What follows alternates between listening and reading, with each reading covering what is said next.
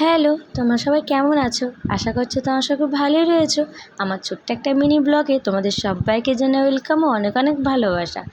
আজ আমার বর সন্ন্যাস নিয়েছে, তাই ভোরবেলা উঠে গঙ্গা থেকে স্নান করে এসেছে। তারপরে বিকালবেলা মা আর কি আতপ চালে ভাত রান্না করেছিল, তো সেটাকে হব্বুসি বলি আমরা। তো সন্ধ্যাবেলাতে এখন বরমশাই আর কি জামা কাপড় ছেড়ে হব্বুসিটা খাচ্ছে, খাওয়ার পরে তারপরে জামা কাপড় পরে তারপরে যাবে বাঁক নিয়ে, মানে জয়রামপুরীতে বাবার মাথায় জল ঢালতে। আর সবাই যাবে আমাদের বাড়ি থেকে, শুধু থাকবো বাপি, মা আর আমি। এক ধার থেকে সবাই, মেজো শাশুড়ি, তারপরে মেজো ভাসুর, সবাই মিলে যাবে।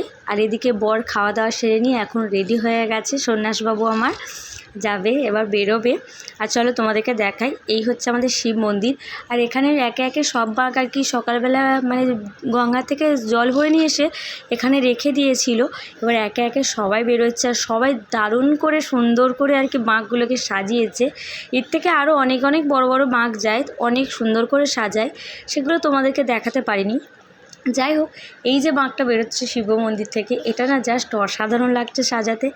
লাইটিংগুলো দেখো কি সুন্দরভাবে সাজিয়েছে, আরও অনেক বাঁক চলে গিয়েছে। আর এটাই হচ্ছে লাস্ট যাচ্ছিলো, আমার এত দেখে ভালো লেগেছিলো। এর থেকে না আরও অনেক অনেক বড় বড় বাঁক দেখেছি, তবে এটাও বেশ ভালো লাগছিলো দেখতে।